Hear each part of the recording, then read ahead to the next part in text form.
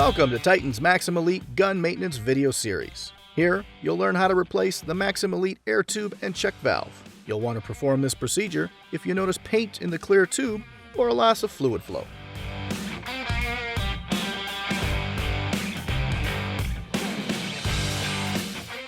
First up, remove the old tube from both the top and bottom ports.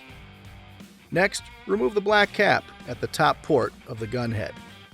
Once you've removed the black cap, watch for and catch the check valve. This is the thumbtack-shaped piece underneath the black cap. Now you need to check that air is blowing from the gun port.